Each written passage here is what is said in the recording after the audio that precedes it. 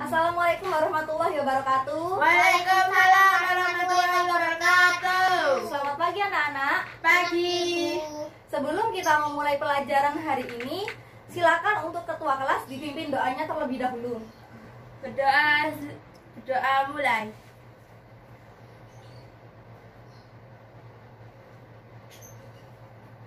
Berdoa selesai. Gimana kabarnya? Baik. Alhamdulillah. Nah, Ibu akan mengecek kehadiran kalian ya.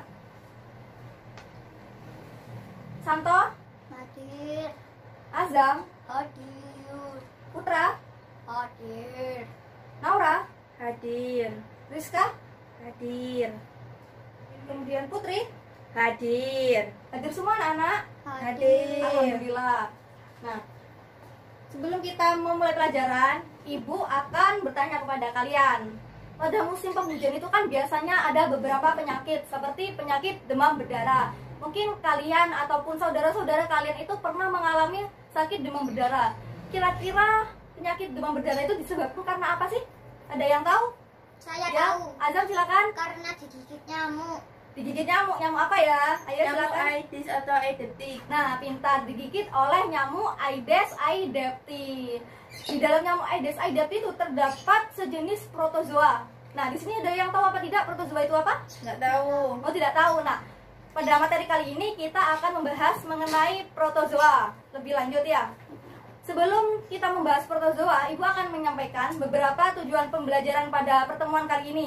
Nah, tujuan pembelajaran kali ini tuh diantaranya yang pertama, siswa mampu untuk menjelaskan ciri-ciri dari protista mirip hewan atau protozoa. Kemudian, siswa mampu menyebutkan atau menjelaskan perbedaan di antara rhizopoda, kemudian flagellata, ciliata maupun sporozoa. Dan yang ketiga, siswa itu mampu menganalisis peranan dari protista mirip hewan. Dan yang terakhir, siswa mampu menyajikan hasil pengumpulan informasinya secara lisan mengenai materi tentang protista mirip hewan. Sebelum kita mengenal protista mirip hewan atau protozoa, kita itu harus lebih dahulu mengenal yang namanya protista. Nah, ada yang tahu apa tidak protista di sini itu apa, anak-anak? Ada yang tahu? Tidak tahu. Nah, jadi Ibu akan menjelaskan mengenai protista terlebih dahulu ya. Protista itu merupakan makhluk hidup yang mempunyai membran inti, namun tidak sekompleks seperti animalia, kemudian plantae, dan juga fungi. Jadi protistanya apa? Protista merupakan makhluk hidup yang mempunyai membran inti namun tidak sekompleks seperti animalia, plantae, dan juga fungi. Nah, protista ini tergolong ke dalam makhluk hidup eukariotik. Ada yang tahu eukariotik? Enggak. Nah, jadi makhluk hidup eukariotik ini kromosomnya itu dibungkus oleh membran atau yang biasa disebut dengan inti sel. Kemudian protista dibagi menjadi 3, yaitu ada protista yang mirip hewan, kemudian protista mirip tumbuhan, dan juga ada yang protista mirip jamur. Nah, untuk protista yang mirip tumbuhan dan juga protista mirip jamur akan Ibu jelaskan pada pertemuan yang akan datang. Untuk pertemuan kali ini kita akan membahas lebih lanjut mengenai protista mirip hewan. Nah, protista mirip hewan atau disebut dengan protozoa. Nah, jadi protozoa ini dibagi menjadi 4, yaitu ada flagellata, kemudian ada ciliata, ada rhizopoda, Dan juga ada sporozoa. Nah, paham sampai sini? Paham semua? Paham. Paham. Nah,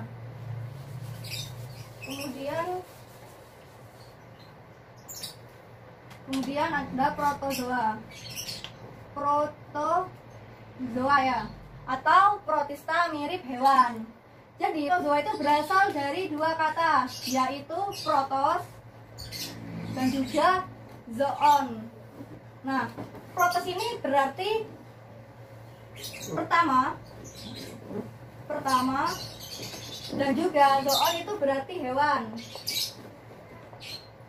Ya, jadi dapat disimpulkan bahwa protozoa itu merupakan hewan yang pertama.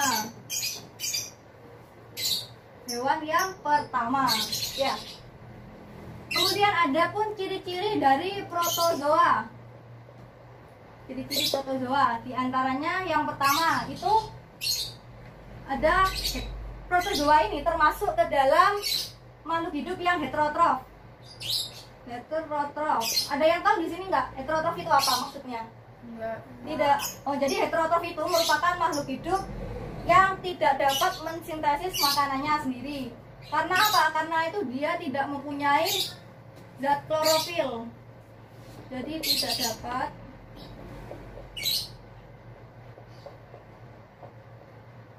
mensintesis makanan sendiri, sehingga dia itu membutuhkan organisme lain. Kemudian ada nomor 2, habitat dari protozoa. Nah, protozoa ini apabila hidupnya itu bebas, maka dia akan tinggal di perairan. Sedangkan protozoa yang sebagai parasit akan tinggalnya itu di tubuh manusia atau menempel di tubuh manusia. Jadi manusia ini sebagai inangnya. Yang ketiga yaitu tidak memiliki dinding sel.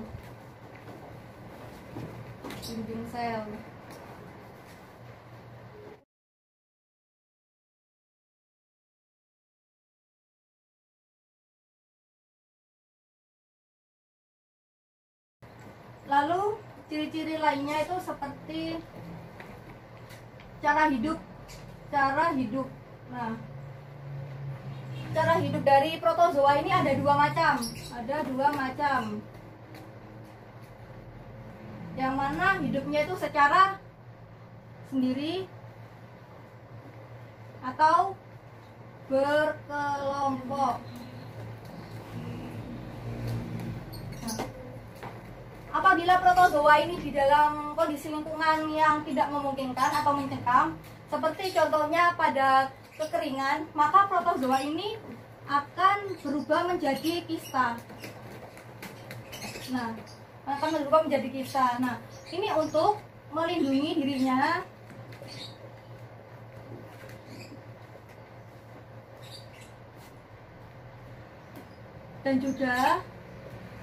dan untuk bertahan hidup.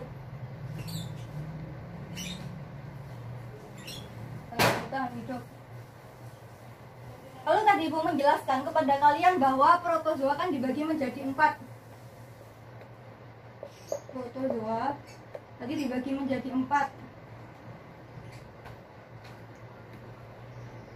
Nah, ada flagellata, kemudian ciliata, lalu ada rhizopoda, dan juga ada sporozoa. Flagellata ini, pembagian protozoa ini berdasarkan pada alat geraknya.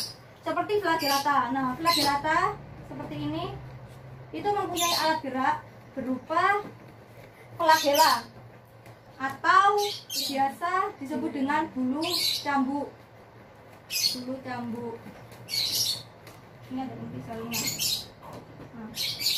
Jadi alat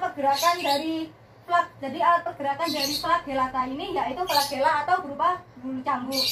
Kemudian ada ciliata. Nah, ciliata ini bentuknya layaknya seperti sendal. Di seluruh bagian permukaan dari ciliata ini terdapat banyak sekali yang namanya rambut getar atau yang disebut dengan cilia. Nah, rambut getar cilia ini berfungsi sebagai apa? Nah, ini tuh juga sama, berfungsi sebagai alat gerak juga. Berfungsi sebagai alat gerak.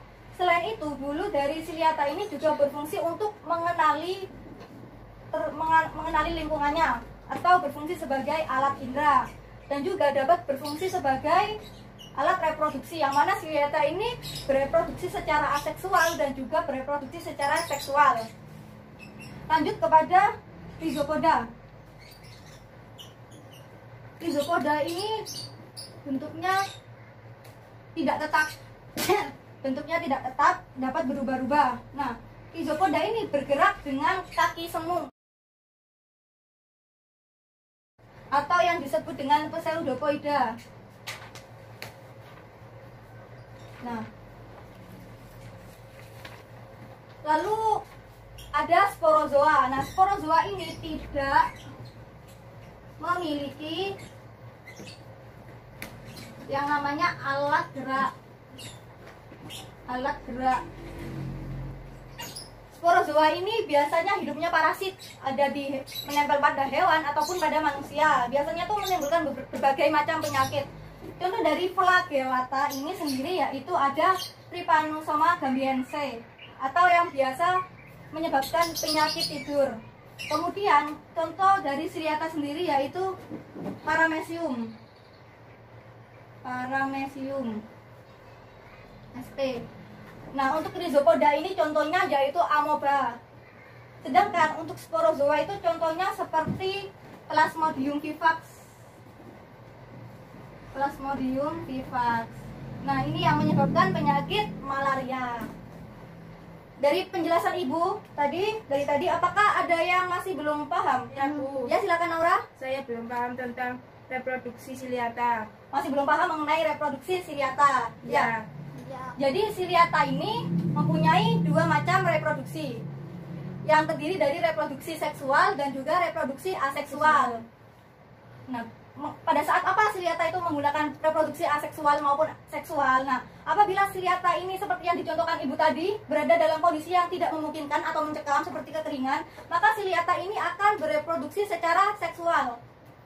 Sedangkan apabila ciliata ini berada dalam kondisi yang memungkinkan bagi dia untuk bertahan hidup atau dalam kondisi yang mendukung, maka dia akan bereproduksi secara aseksual dengan melakukan pembelahan biner. Jadi reproduksi aseksual ini lebih cepat daripada reproduksi seksual. Sekarang Ibu akan bertanya kepada kalian, apakah memang benar-benar kalian mengerti tentang materi yang telah Ibu sampaikan ya? Benar-benar mengerti. Ibu akan bertanya beberapa pertanyaan.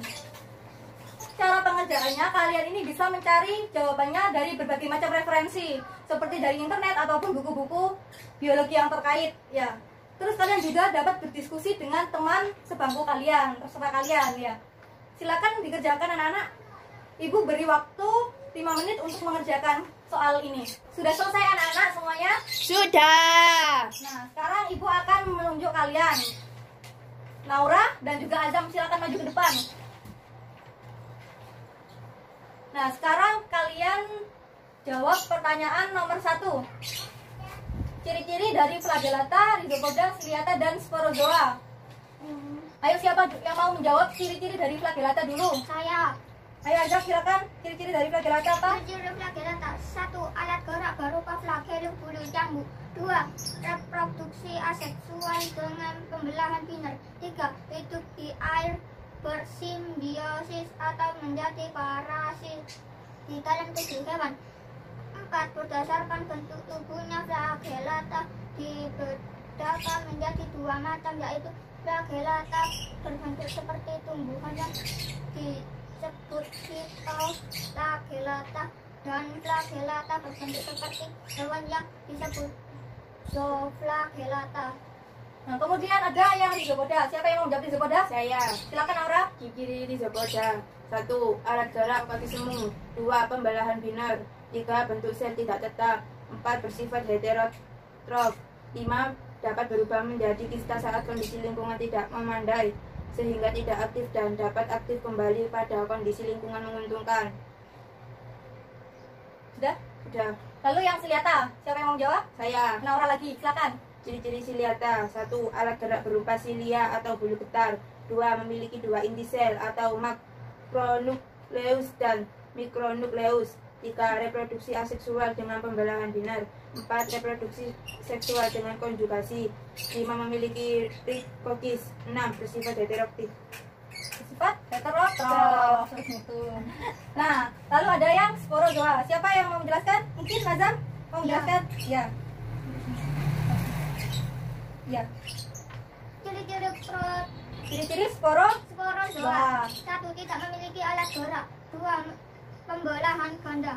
3. Tidak memiliki vakuola kontraktil. 4. Memiliki daun hidup kompleks. 5. Dapat bereproduksi secara seksual maupun aseksual. 6. Memiliki spora.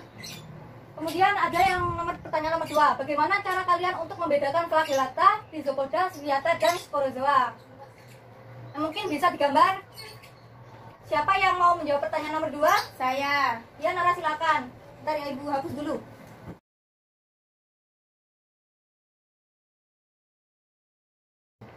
Sudah? Sudah. Nah, jadi untuk membedakan keempat ini dilihat dari apanya, Nara? Alat geraknya. Kita dilihat dari alat geraknya. Kalau Siliata ini bergerak dengan apa? Dengan rambut getar. Dengan rambut getar, pintar. Nah, kalau Flagellata, Bulu cambuk. pintar, bulu cambuk. Rhizopoda dengan apa? Kaki semu. Dengan kaki semu atau yang disebut dengan pseudopoida. Sedangkan sporozoa ini tidak memiliki alat gerak. Selanjutnya pertanyaan nomor 3. Apakah semua jenis protozoa itu selalu berdampak negatif dalam kehidupan sehari-hari? Ayo, siapa yang mau menjawab di antara kalian? Saya. Ayo Azam silakan. Protozoa yang bermanfaat bagi kehidupan manusia. 1. Radiolaria sp memiliki kemampuan yang endapan rangkanya digunakan untuk bahan penggosok dan penggilap logam. 2. Foraminifera sp menghasilkan fosil yang dapat membentuk tanah globigerina sebagai penunjuk adanya sumber minyak bumi. 3. Paramecium sp memberikan indikator perairan tawar yang tercemar dan yang masih belum tercemar. Jadi kalau protozoa itu tidak selamanya berdampak negatif ya. Ada juga yang berdampak positif seperti Paramecium sp yang berfungsi sebagai indikator pencemaran air. Kan kalau yang merugikan tadi Plasmodium vivax ya. Begitu? Mengerti semua anak-anak? Mengerti. Silakan kembali ke tempat kalian. Silakan anak-anak keluarkan selembar kertas. Sudah. Tulis nama, absen, dan juga kelas kalian. Sudah? Sudah. Nah, Ibu akan membuat poster. Sekarang kalian tulis soal yang pertama. Ada berapa klasifikasi dari protista mirip hewan atau protozoa? Ada berapa? Kalian tulis jawabannya. Sudah? Sudah.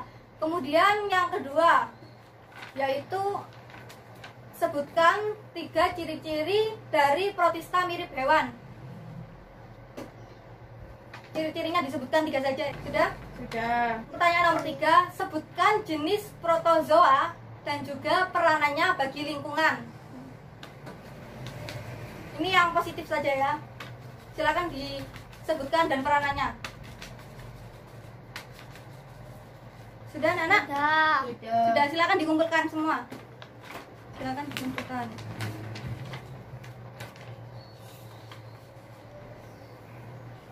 Sekarang kita akan menyimpulkan bersama-sama. Yang pertama, siapa yang tahu di sini ciri-ciri dari protozoa tadi yang Ibu jelaskan apa saja? Saya. Ya, silakan. Protozoa termasuk hewan uniseluler, hidup di air, bersimbiosis atau menjadi parasit di dalam tubuh hewan. Lalu apa lagi? Produksi aseksual dan seksual, Ya. bersifat heterotrof. Pintar. Jadi protozoa itu termasuk ke dalam hewan uniseluler, heterotrof, dan juga hidupnya itu bisa parasit di dalam tubuh hewan ataupun manusia, dan juga reproduksinya itu bersifat seksual atau aseksual. Nah, kemudian gimana sih cara kalian untuk membedakan Flagellata, Rhizopoda, kemudian Sporozoa dan juga Ciliata? Bagaimana caranya? Berdasarkan alat geraknya. Kita jadi melihat berdasarkan alat geraknya. Untuk mengakhiri pembelajaran hari ini, marilah kita berdoa bersama. Berdoa mulai.